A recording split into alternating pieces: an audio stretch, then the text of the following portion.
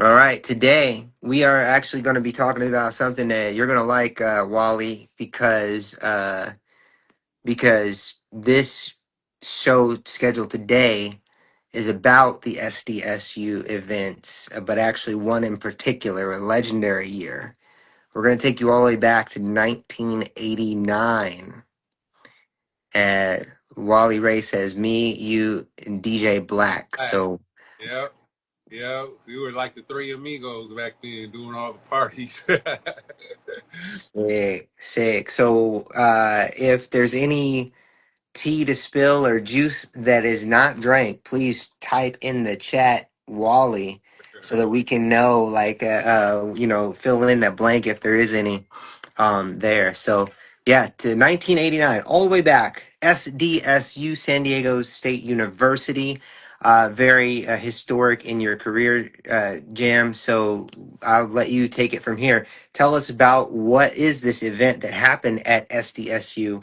Why was it the event a big deal?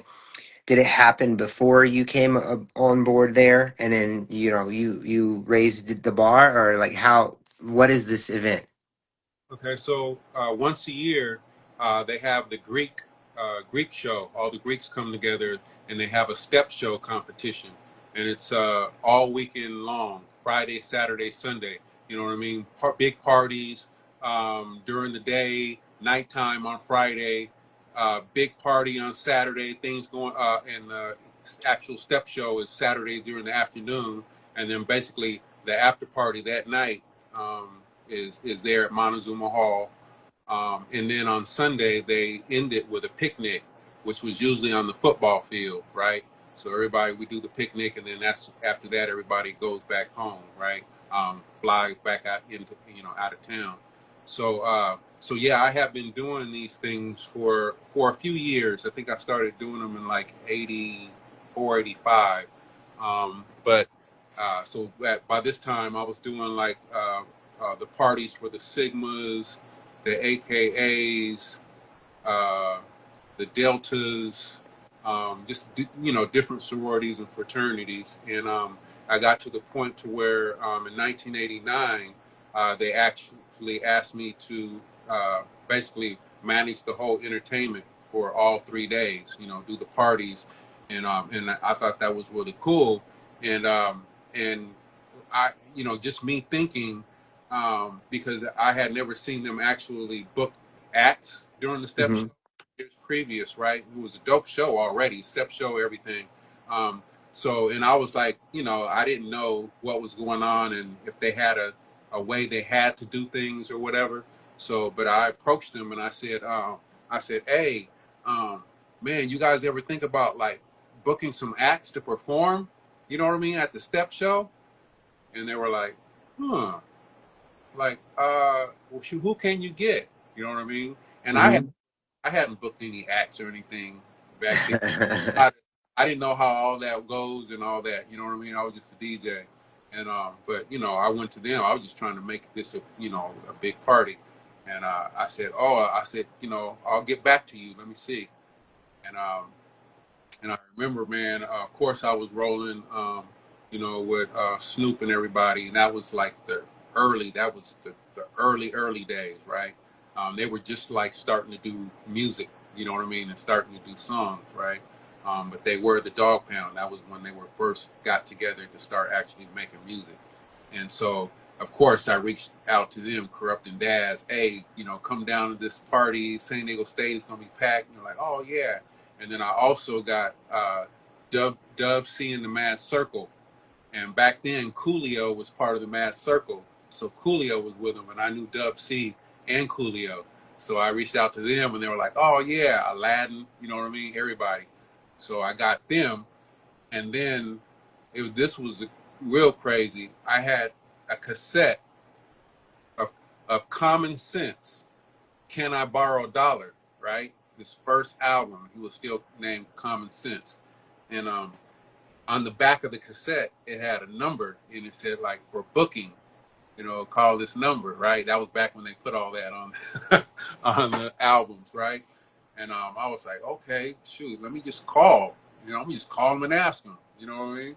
So I called that number, dude. I'll never forget. His manager, his name was Squirrel, answered the phone, right? And I'm like, Mm-hmm. oh, who I was. I'm a DJ. Doing I do the parties at San Diego State University. I'm doing in charge of the Greek Show Entertainment. You know, I got the Dog Pound. He probably didn't even know who the Dog Pound was back then. But I got some other groups, and WC, I told them they're gonna perform, and I said, but you know, and they're from the West, you know, from LA, so they're gonna come down. But man, I really like your album, and I think it's dope, man, and I think they need to see you perform, you know, because it's gonna be packed. And back then, rappers weren't really doing that. They weren't flying around the colleges doing, all that kind of stuff, really, right? And Right. so he was hyped. He was like, wow, at San Diego State, you know what I mean? I'm like, yeah, man, all the Greeks come and it's a big step show and, at the amphitheater. And he was just like, whoa. He's like, man, yeah. So I worked it out with him, you know what I mean? And Yeah. went back to San Diego State and I told him, I was like, yeah, this is who I can get and this is how much they want, you know what I mean? And then they said, okay. So I was kind of surprised. They were like, okay, let's do it, right? So I'm like, oh, shoot, okay. So I got Dub C and everybody, and then I made that phone call to Squirrel, Commons manager, and I said, okay, we can do it. And they're like, all right. So anyway, let's fast forward to the actual event. So I remember I had to do all the sound. It was like my first big event. Instead of just DJing, I like did the sound too, like the speakers and all the microphones. You know what I mean? I had to wire up, and I'd never done anything that big on that level before. You know what I mean? Yeah. Went to the local rental place, asked the tech to show me how to do it all, and I had to put a lot of microphones on the ground because it was a step show and you needed to hear them stepping. You know what I mean? So I was in college, studying audio engineering. That helped. But I did it and I pulled it off. It was dope. I even recorded. I remember I got videotape of this and everything. So I need to put that out one day. But so anyway, the Dub C, everybody showed up, and then I was all, I didn't really worry about them not showing up because they were just from LA. I knew they were coming. But Common, he's had a flight and all this stuff, so I was kind of like nervous, dang, is he even going to show up, right? And so, yeah, the place got packed, start filling up. Everybody came, and then it was Common waiting around. And then he showed up, and Wow. he came to the backstage, and he was backstage, and he looked out into the crowd and saw how many people were there, and he was just like, man, he was like so thankful. I remember he was just thanking me. Oh man, thank you for giving me the opportunity. You know what I mean, and all that. Yeah. And everybody else was Dog Pound and Dog Pound. That was like one of their first show. We didn't even have a show together, really. You know what I mean? Yeah, we were just starting to make songs. So the show went great.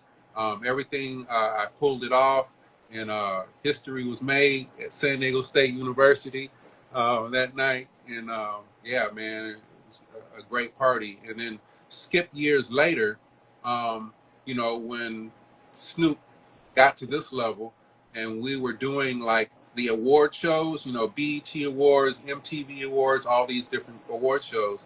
And I remember like the first time we were on an award show, Common was on the bill too on the award show, right? Mm-hmm. Mm-hmm. I hadn't seen him. Had been years, probably I don't know how many years, 5, maybe 5, 3 to 5 years, something like that, since the San Diego State incident. And I remember being backstage at the award show, and he was like way across the room. You know what I mean? Backstage, Yeah. and he saw me and was like, "Yo, Jam," and approached me. You know what I mean? And I Yeah. off of that because I didn't even expect him to remember. And the crazy part about it was Squirrel, his manager, was still with him. Oh wow. So yeah, so we met all up at when we met this time. I was with Snoop, and you know what I mean, on a whole nother level at that time. And Right. every time I would see Common at an event, he would always take the time to come and talk, and he would always say, "Man, thank you." You know what I mean? So shout out to Common Sense, well, Common now, but it was crazy. Wow, man, that's wild. You helped out the person who went toe to toe with John Wick early on in his career. So that's super cool. That's super cool. A lot of people know Common more from acting now than they do from music, which is just so wild to me how some people evolve over time, you know? Yeah, for real. Um so back to the event, you know, putting together a show, putting together an event is quite a large process. So, you know, what were some of the biggest challenges for you, or you know, to put that together? Well, you said you had mic'd the floors for, you know, for the stepping. That's extra level stuff, you know. Yeah. Were people micing the floors before you, or? I never noticed mics on the floor at the step shows before that. But that was just something that I knew just from being into, studying audio engineering. Hmm. And I knew, for tap dancing, I knew that they did that because I like to Hmm. watch tap dancing. I was always intrigued about tap dancing, and then to be able to hear all the little taps and everything. So that's the first thing I thought of, about doing the step show is pulling that off. I knew the sound and I could do that, but it was just all about making those mics perform Hmm. without that big feedback. You know what I mean? Yeah. If you get those frequencies wrong, it could be a mess, especially with as many microphones as I had on the ground. So, um, working with EQing, get the EQing right, compressors, not too much compression because that will lead to feedback, but just the right balance. Right. Now, the also the I mean amps and everything too. I remember when I got my first setup, which is, you know, many years after the some of the amps that were out in 89, but in 89, like those amps, man, how much did an amp weigh? Tell everybody, Yeah, because I yeah, think people are misunderstand, like some of these people watching may not know what life was like back then. So yeah. bringing the sound is not a It's, small feat in 1989. Describe yeah. bringing the sound. Yeah, it's crazy. I was fortunate enough, like for the crews that I belong to in San Diego, the biggest one being Southern California Jam Company. That was one of the specialties of the person who ran the company. Shout out to Steve Franklin, but he had massive Serwin Vega stacks, B cabinets, L cabinets. You know what I mean, with the dual 15 tops. I mean, a spread of them. You know what I mean, like Hmm. towers on both sides, and just like anvil cases with racks of amps and processors, and we were doing big rooms. You know what I mean? San Diego State Montezuma Hall. We would go up north and do Bakersfield Fairgrounds. Um, let's see, Bakersfield, I believe San Jose, uh, Hmm. like the Civic Center. You know what Hmm. I mean? Hmm. And doing those massive. I mean, that's how big the sound system we had. So I was used to. I knew how to. I learned. You know what I mean, from the guys that would do the sound with Hmm. our crews. So when I would do my mobile things that would be on a smaller level, I had my own setup. You know what I mean, as well. And if I was ever doing a bigger party where I needed more, I could just go to one of these guys. You know what I mean? Yeah. And everybody, that was around me had the dope equipment, dope amps. If I need extra lights, extra speakers, I could get that. So that's what I Hmm. bought out to San Diego State. That's awesome. So the amps and the stacks and all of that, I mean, they still have to kind of like be cool and not run hot. Did you have any issues at Man, all on some of those? I mean, I remember when an amp goes out, there's nothing more terrifying than that. You're like, oh my yeah, God, I lost some low end. yeah. I have fans in the racks, as Yeah. well as always have a backup amp or two in the racks, just in case. Sometimes Hmm. fuse or whatever. Things happen. You know what I mean? Yeah. Um, have that backup amp. You know what I mean? And you just switch the cables in the back, and you're good. So, a Yeah. big event like that, definitely. Were you nervous? I mean, there's a lot of logistics to handle when you don't book Yeah, a big a show normally. I was very nervous. I was very nervous until I got that sound signal through the board. And if I can remember, for some reason, I got everything set up and ran, just put on the sound, ran sound through, and it wasn't coming through. Oh And no. oh no, you know what I mean? Like, I just remember what this dude told me. Well, like, what did I forget? And I can't remember what it was, but I figured it out. And the rest was history after that. I made it happen. So, yeah. Nice. That's awesome. Those guys actually came out. Some of the guys who used to do my sound, because I Uh-huh. I borrowed some of their equipment, so they Hmm. came because they dropped it off, and I think they came and got it. So they were just there too to kind of back me up. You know what I mean, just in case. That's awesome. Yeah, but So I do have this on video though. That's crazy. you mentioned that you booked Common by making a long kind of a very long shot call. Like you didn't. How did you find Common's information? On the back of his cassette for "Can I Borrow a Dollar?" the album cassette. Hmm. Usually back then, like artists would always have their booking information. You know what I mean? Back then they have credits, who produced the song, who played instruments, background, everything you could get on the cassettes. Um, and which they still had a physical thing, but yeah, they had the booking information on it, and so I just called the number. Wow. Okay. For booking info, call, and then you called and someone answered. It was Somebody, men. yeah, somebody in Wow. the world. That's awesome. All right. So then, all right, the rest of everybody getting together here. So Coolio, what was Coolio like? Rest in peace, Coolio. What was he like? Yeah, rest in peace, Coolio. Coolio was dope, man.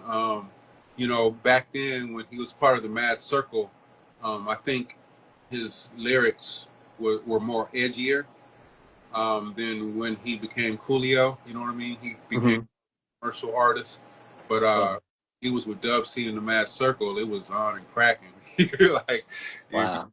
you guys are new to that and you guys don't know who Dub C in the Mad Circle is, listen to one of those albums back in the day.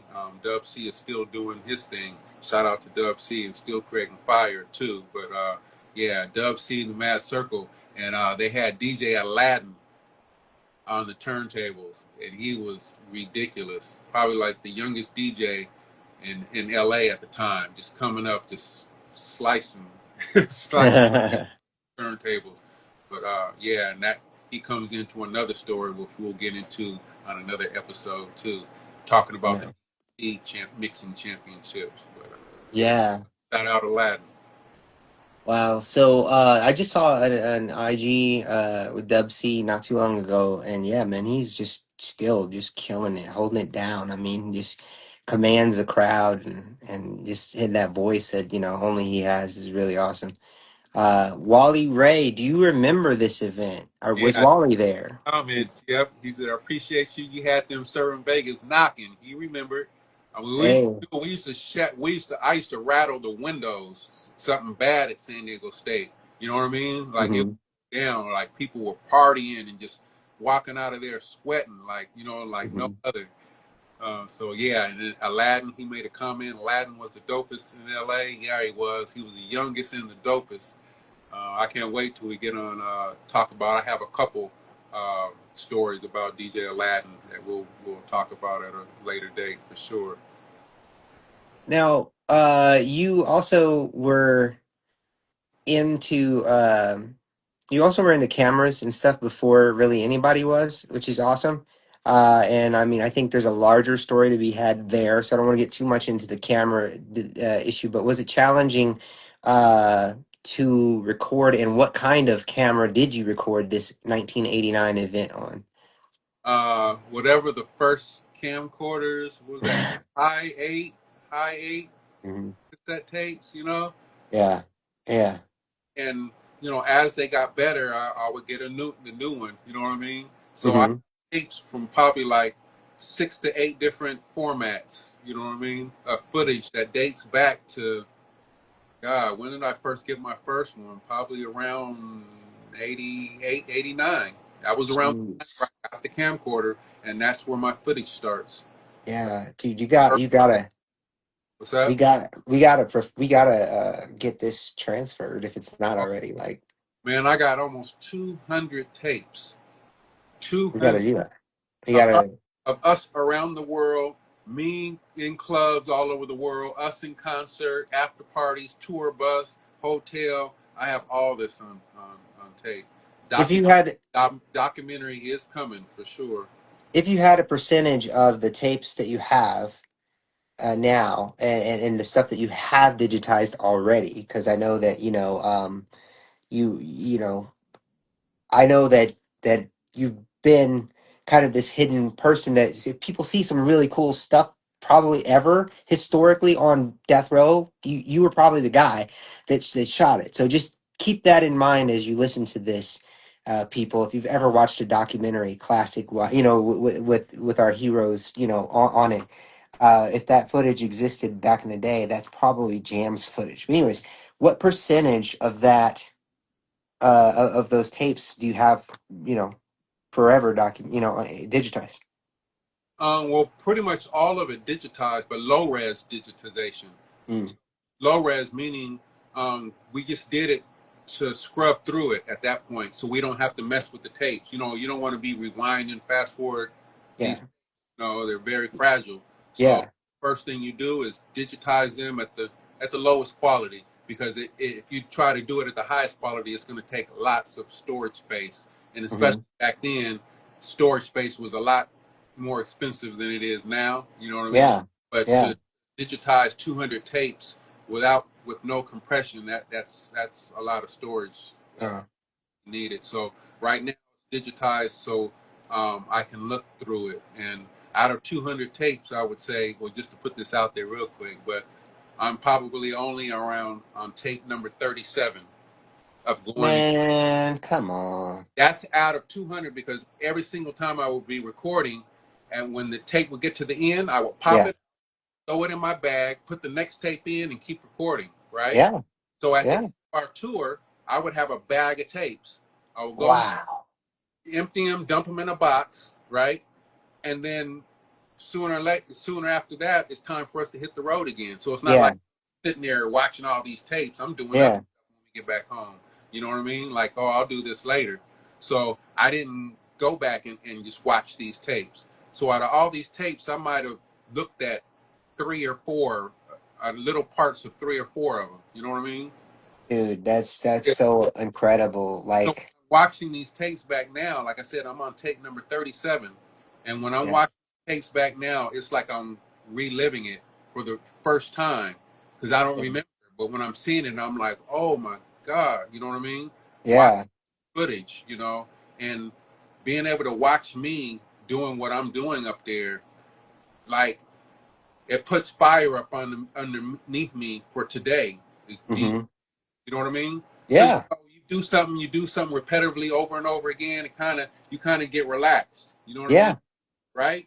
So yeah, when I'm watching this footage and I'm seeing myself up there on stage cutting these records up like a ninja, you know what I mean? I'm actual rock, vinyl, I'm rocking these after parties. I'm rocking clubs around the world, just doing all crazy stuff. And I'm watching this, hearing what I'm doing. You know what I mean? hmm, And I'm just like, wait a minute. I need to get back to being that dude again. You know what I mean? yeah, And dude, wow, that's what got me back into doing what I'm doing now, which is staying ahead of the curve, doing things that are different, not following but leading. You know what I mean? hmm, hmm, If hmm, I see something that I think is dope that somebody might be doing, I'll look at that, analyze it, and say to myself, what can I add to that? How can I take that to a different level? You know what I mean? absolutely, Um, yeah, and that's what it's about. Hopefully, DJs will be watching what I'm doing, and I'll spark an interest, to them as well, and they'll take what I'm doing and take it to a whole nother level. And I can't be yeah, mad at that. You know what I mean? Because I can only do so much. I got it here. You know what I mean? Who's gonna take it here? yeah, And so that's what I look for. I'm always kind of like looking for that next DJ jam. You know what I mean?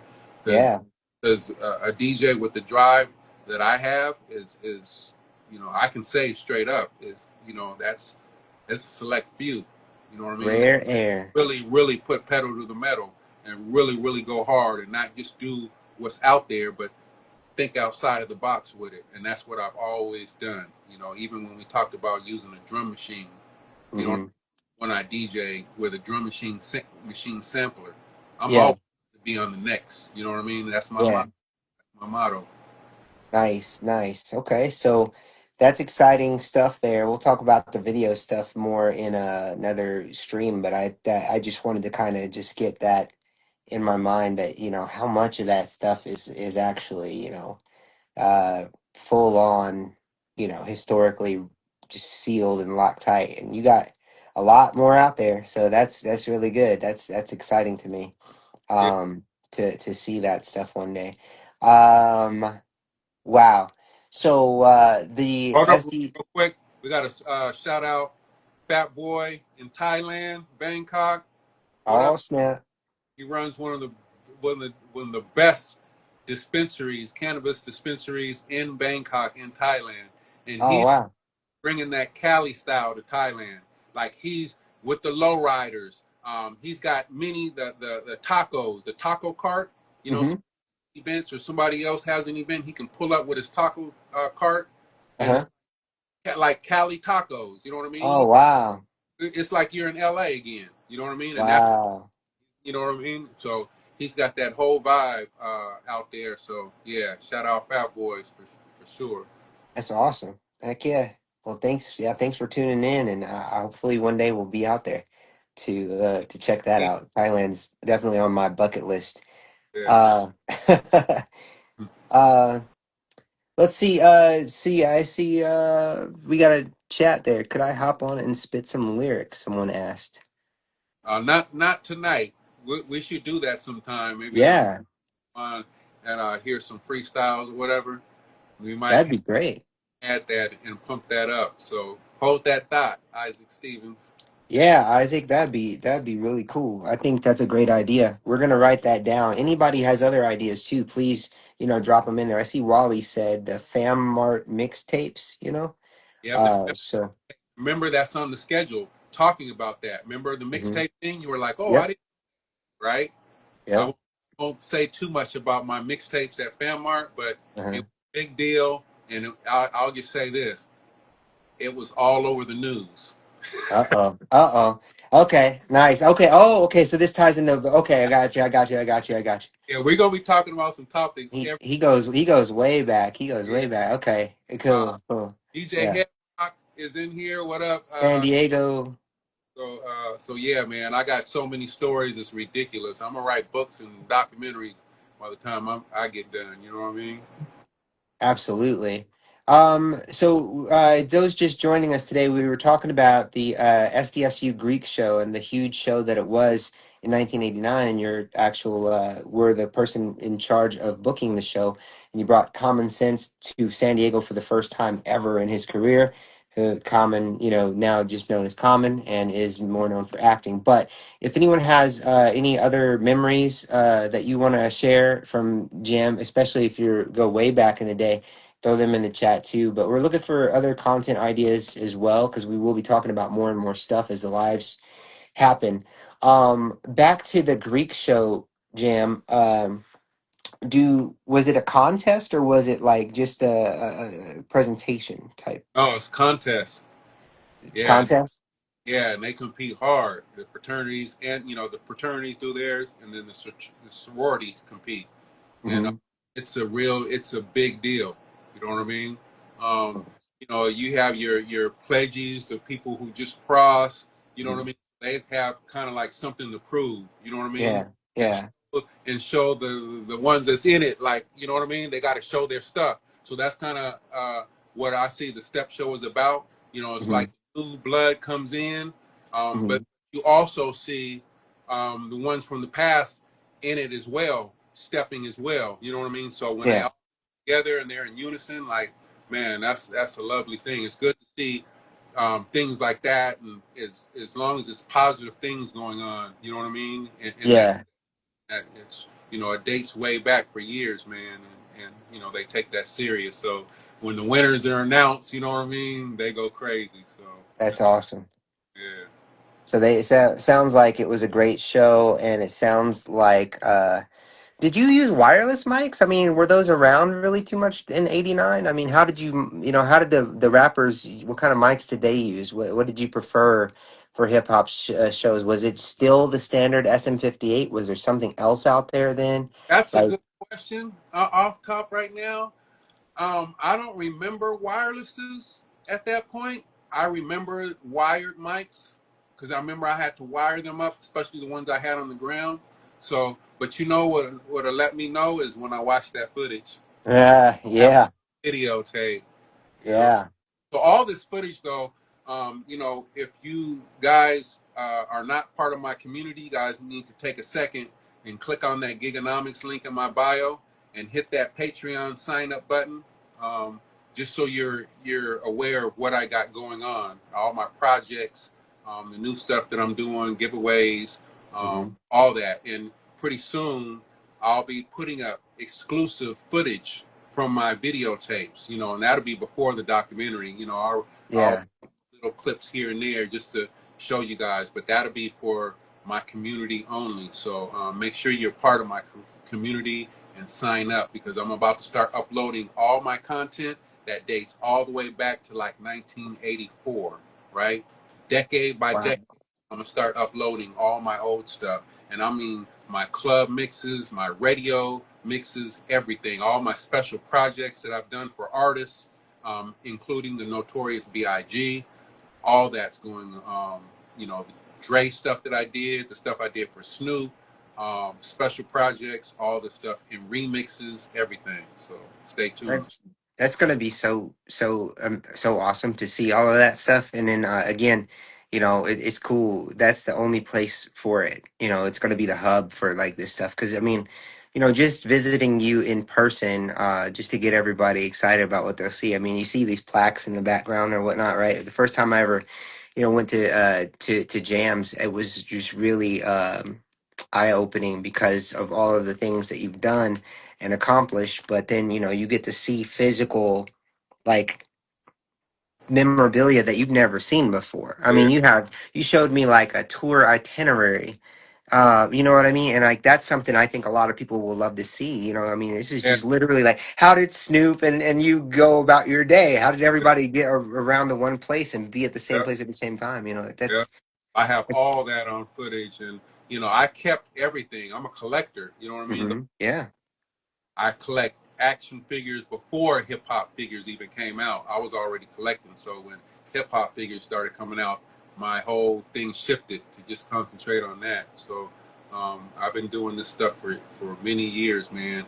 I have a lot of footage. Like I said, you guys will be able to see in a minute, and you guys will really, really trip out over what I have, what my have my. Hmm. So the show at the Greek show weekend in '89, how did the travel happen? Did the people from LA just drive their own cars? Was everybody doing tour buses back then? Was it like how was the travel for them? They were going to be mega stars. They were already stars as far as, the LA and stuff goes, you know what I mean? But like, yeah, tell me what that's like. I mean, did they have crazy riders to take care of at that moment, or is this show in '89 like? And because of who you were, was it like, did they hook you up? Like give me some more inside info into that show and getting them there. Yeah, I didn't have to like book hotels or anything. I just basically gave them what's called an all-in fee, where you Hmm. pay them a certain amount and they can do whatever they want. They don't even have to stay. Like they came from LA, so I don't even think they stayed in a hotel that night. I think they just Hmm. went back afterwards. Common, on the other hand, flew out and he was in a hotel. Him and his manager or whatever. So Hmm. that was a little bit different. But everybody else, they came in like minivans and cars. So Yeah, nice. So early on tour life for Dub C, Dog Pound is like minivans. It's so weird because you don't really picture, Snoop and them like hopping into a minivan, you know? it's like those Astro vans. You know what I mean? Those are Yeah, big. I had one actually. I have yeah. I had two actually. When I was back and forth to LA and living in LA, I had two. So that was like the thing back then was that before like those SUVs and stuff. You know what I mean? The SUVs Hmm. out then. It was all about the dope fixed up minivans. You know what I mean? So that Dang. I remember they came down in a lot of them. Dub C and them guys, and Coolio. Astro van. Shout out to the Astro van. Hey, Yeah. we got another comment in the section there. Oh yeah, we got a couple. Let's see. Wally Ray says it was the first step show. He stepped in. Shout out to corruption in the house. Jeff Green. Shout out Jeff Green. I went to junior high and high school with Jeff Green. Long story. We just had our class reunion this past Saturday, and I wasn't able to make it because, of course, I'm out of town. But man, I'm not going to say what year, but it's been some years, and so I missed it this year. I will definitely be, hopefully, at the next one. But the thing about Jeff Green was crazy because I went to school across town, bust. But sometimes I would ride my bike because I was racing bikes back then. Remember, had BMX. BMX for a factory and all that. So sometimes I would ride my bike to school, which was way across town. You know what I mean? I had to leave extra early. But sometimes I would ride my bike to school because I played tennis also. Remember I told you I played every sport: football, baseball, basketball, soccer, and I played tennis. So Jeff Green was my schoolmate, and I found out he played tennis. So he invited me. He's like, "Oh, let's play one day after school," right? So Uh-huh. right, so I rode my bike, and when we would play, we would go to the local tennis club or whatever where he would play, and we would play tennis, and we would have some great matches. You know what I mean? I remember ninth grade, I think it started, and we played through high school. You know what I mean? Wow, that's awesome. But this is another trip about Jeff Green. Skip years later, he ends up working for Nike, the company Nike, right? And Yeah. I'm with Snoop at this point. So Jeff would send me boxes, packages, you know what I mean, of Nike gear to wear on TV shows if we had a performance or we're going on tour, you know what I mean? He, Yeah. dude, like I still got some of the warm ups and stuff that he sent me till today. I could walk over here and show you right now. Wow. I know he's tripping. So yeah, I still got my Nike stuff, Jeff. Thank you. And then years later, he went to work for Vans. Okay. So he hit me up like, "Yo, Jam, I'm at Vans now. What you need, I got you." You know what I mean? And would send me like gift certificates where I could go online and custom make my Vans. And Yeah. I still got all the Vans that I got from him that I customized. I still got them. You know what I mean? I take good care of them. I could wear all of them right now. You know what I mean? So shout Hey, out to Jeff Green. That's so crazy. that's Uh, sick. uh, Hey, DJ Kaipo's in the building too. DJ What's up, Kaipo, Kaipo? shout out. Yep, yep. So yeah, man, a lot of history in the building.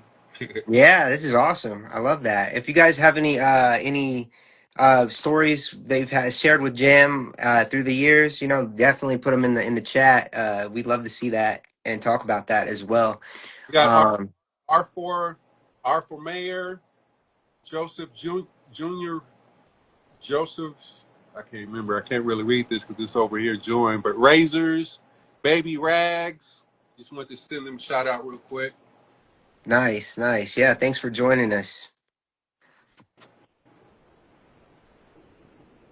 Kaipo says, "Jam, my guy." Yes, sir.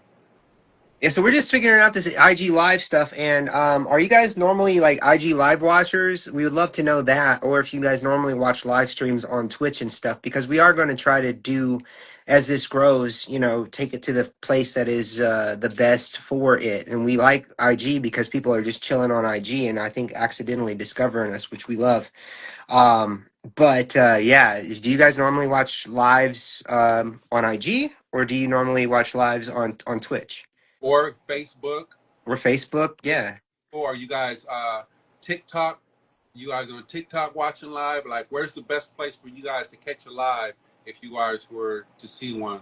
I think most of my audience is on Instagram, so that's why we thought about just go going live on Instagram, even though Instagram isn't the most technical platform. Like go live with your cell phone, you know what I mean? But Yeah. the Twitch is like going through the system, you know, OBS, Hmm. all kind of stuff going on. Yeah. Um, Yeah. The so overlays, and we can get real. I mean, bring in 3, 4 guests and all that stuff. So like, yeah, we. Thanks, Kaipo. Appreciate that. He says IG and TikTok are more convenient. Yeah. and we, Yeah. and we can even do giveaways. Like when I do my streams, I do giveaways sometime when I live stream on Hmm. Twitch. But there's a way we can do this on our live. So Yeah. we start getting people in here, we can start doing that as well. Yeah, we got a lot of cool ideas that are going to start coming about from the live stream. So thanks for everybody checking us out. Um, and stay tuned and follow Jam. Make sure you're following him and follow that Patreon because he will be adding some exclusive stuff, more exclusive stuff there. Just gonna just be amazing. Um, Patreon.com/DJJamDPG. yep. Download the Patreon app so you're connected straight to me. Mm-hmm. Yeah, Kaipo says that if you use OBS, you can go live on every platform at the same time. We are looking at that multi-stream. Yes, yes, sir. Live when I go live on Twitch, I go live on Patreon as well. Patreon has live streaming, so yeah, I'll probably just start adding, you know, IG. I could add Facebook. I can even add TikTok later. You know, just to Hmm. see how many people I get from which one. You know what I mean? So yeah, we'll start adding in the future as well. Yep. Um, let's see here. So the show wraps up. Do you have to break down all the equipment by yourself alone? Did they help you break down at the S.D.S.U Greek show weekend? I mean, I know as a DJ, it's a lonely life packing up. We're almost worse than the drummer in a band. Everybody else is off stage. They're talking to the girls. They're doing their thing. You got turntable case. How was it like for that show? Well, I was fortunate, man. I had my homies were really good to me. You know what I mean? Of course, I got them in, right? You know what I mean? So they didn't have to pay or nothing to get in. Um, Yeah. I always had really a few people with me when I did my events in San Diego, no matter where it was, especially if I was doing the equipment as well. And then you remember I said those two guys that did the big setups for me, they were Hmm. actually there because they bought the speakers and the extra stuff that I needed. So yeah, it went real smooth. Good, good. Glad to hear that. But I know that's the other part of putting on a show, and I don't think a lot of people talk about that too much. Is Yeah, that I it's gotta, I gotta give a shout out to the my sound crews too, Mr. T, uh, Andy Ruthenberg, and Joe Padilla with Sonic Sounds. Those were my sound guys, and Steve Franklin, of course. But yeah, those guys were really doing the big sound systems down there, and I learned a lot from them. So man, Serwin Vega walls? That's just awesome. Hopefully we can find some pictures and throw them up on there because I think that's I yeah, do that somewhere. I'll find it and put up too. those will jog some memories, man. I mean, just saying Serwin Vega subs, I I can Yep. see him in my brain, but um. Well, let's see here. We got 10 minutes left. What would you like to talk about? Do you have any more stories from the Greek show weekend? Um. Well, God, well, if I start, then it'll go back to the other one we're supposed to talk about. But yeah, I mean, I just remember the Greek show, man, and like I said, and DJ Wally Ray was saying earlier that San Diego State's party scene will never be the same, and it's just a different energy. You know what I mean? After that Hmm. finished, and it was just a great time, man. It was a great. Yeah. You have people from, the Bay Area in LA, because San Diego State had a lot of students from LA as well as the Bay Area. Hmm. Uh, the whole energy of San Diego State had that whole up and down the coast vibe, you know what I mean? Which was really dope. And I know there's been like people that came up in the industry that came from San Diego State, you know what I mean? Yeah. Shout out the artist Saweetie. The female rap artist, Saweetie, she went to San Diego State for a while, but a lot of talent came from San Diego State for sure. Question: do you think that those kind of shows can actually happen nowadays? I mean, a lot of that doesn't have maybe as much security as you'd want to, or they'd make you have when you throw parties like that. What are your thoughts on parties like that? And like you had in '89 with the Wallace Irwin Vegas, and just how you put it together, and you got the artists together. I mean, how do you think you can do that now? Well, they are doing it, but they're doing it on a huge scale now. You know what I mean? That's Live Nation now. Yeah, but that's what I'm kind of talking about is can you do it like real? Like not I'm not talking like people can I mean, get successful and make $1 million and do all that stuff, right? But I'm saying like you did it. This is jam, is there a little future jam going to be able to throw a show like you used to do, now?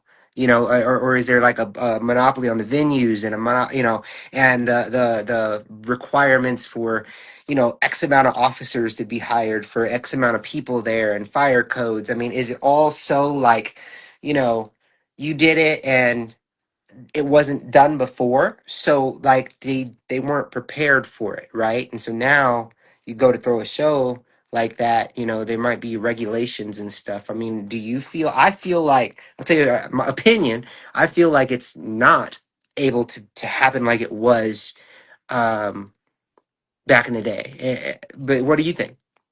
no, it's not happening. Like I was just saying, the level is here now for San Diego State. Mhm. Regulations is on a whole nother level. I don't see anybody just student. Well, I wasn't even going there at the time. Um, Yeah, to do parties like that. When you see those artists with the big name artists, it's a big company doing it. You know what I mean? yeah, For people that are trying to do it themselves and try to just book the act, that's going on too in San Diego. And those are just the ones who book them at certain venues because there's all kind of venues around town where if you have the money, you can do it yourself, of course, and yeah, probably take you have to deal with rather than trying to do it at a place like San Diego State. So yeah, yeah. So that's interesting. I would I, definitely like to know more about promotion and have you talk about some of the promotions and promoters and working with them in a future episode. I think that would be real cool. yeah, so Uh, it'll ever be on that level again.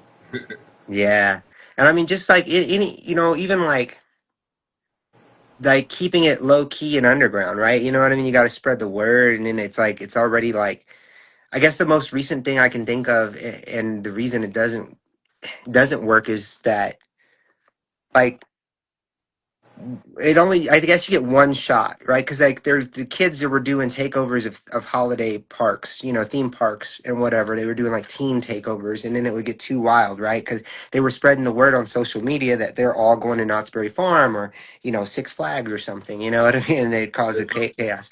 But like now you could do a pop up performance, but like with IG Live and all these live things, good luck keeping a secret, Yep, it's only be like halfway through the night and someone's gonna know yep, that and tell their police officer or something like that.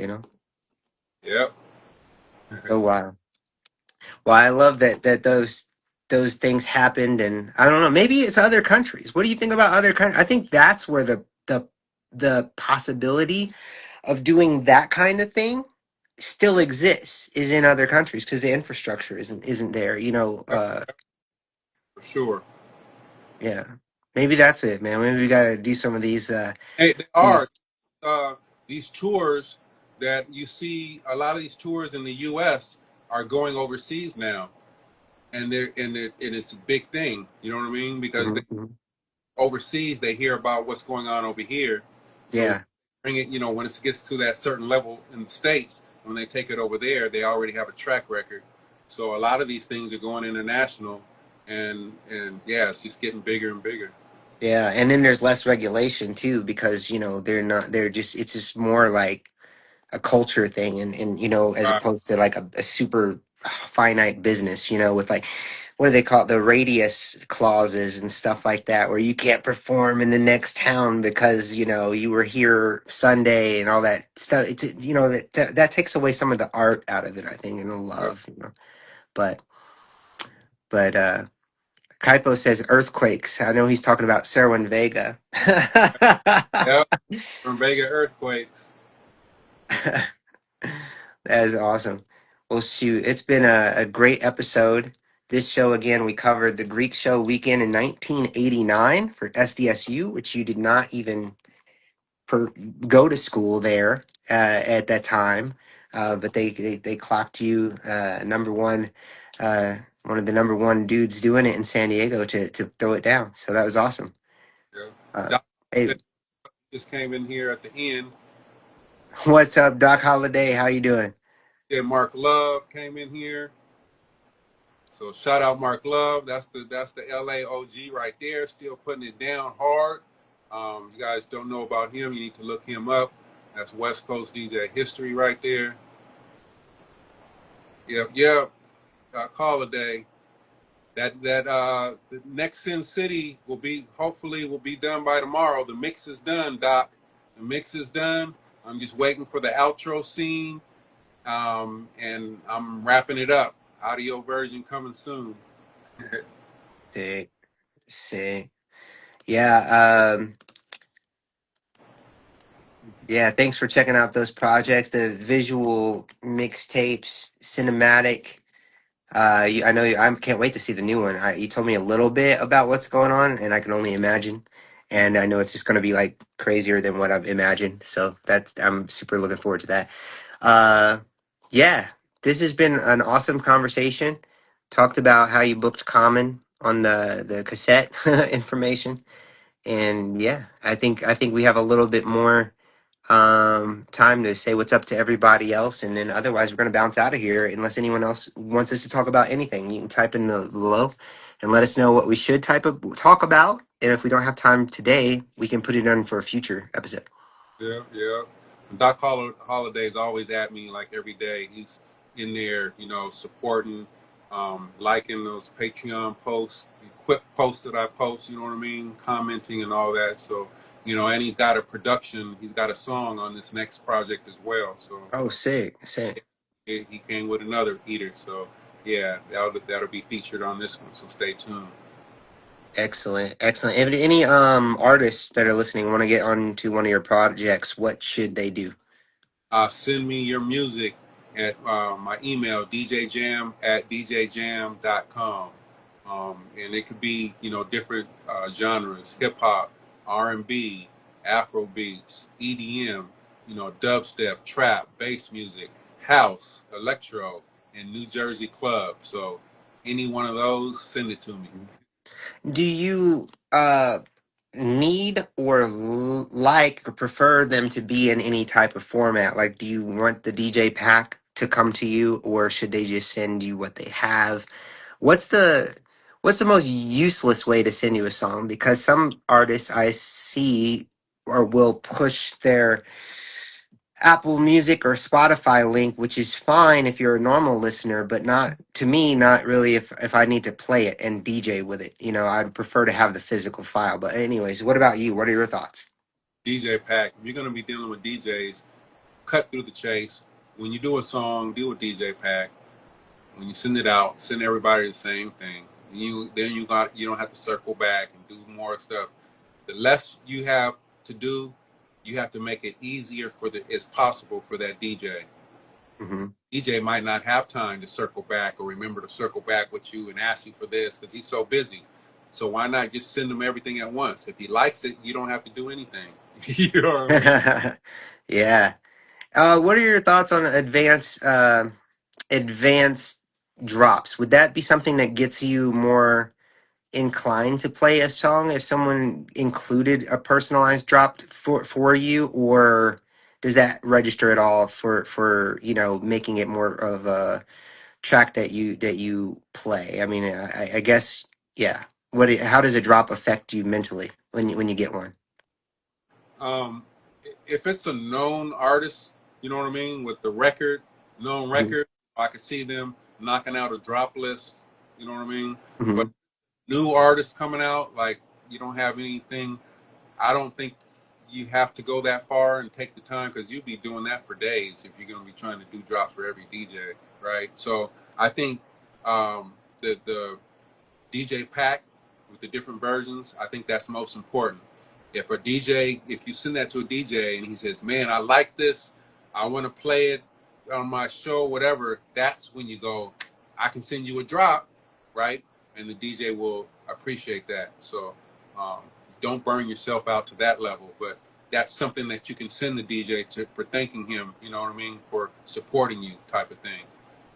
Awesome. Awesome. Good to know where that sits in the list of the chain of getting it to the hands of the DJs, especially like yourself. So super cool. That's thanks for that overtime question there. But yeah, I thought that maybe someone listening might might benefit from that. So, you know, Shout out Fortunez just came in here. nice. Or J Fortune AZ, one of the two. Yeah, we are gonna wrap it up for today, but what's fun is we are doing these at 7 p.m. on every Monday, every other Monday. Every Monday, we have enough stuff to talk about for a year. Every Monday, right now. Yeah. Yeah. So every Monday, guys, come back at 7 p.m. West Coast time because we'll be Yeah, here chopping it up. And remember, the comments and stuff are going to be how we really pick and choose the conversations that we end up having in the future because we have a ton of conversations we can have, but we really want to know if you're interested, you know? yeah, exactly, exactly. So yeah, you guys come with the comments. Any topics you want us to cover, just drop them in the comments, and we'll add them to the list. We already have a long list, though. We have stuff to talk about through next year, but yeah, keep them coming. We can skip the line. You know what I mean? So, Absolutely. Well, uh, thanks for tuning in, everybody. We appreciate you. yep. And yeah, we'll see The you next time. industry turntable. We'll see you next week. Peace, peace.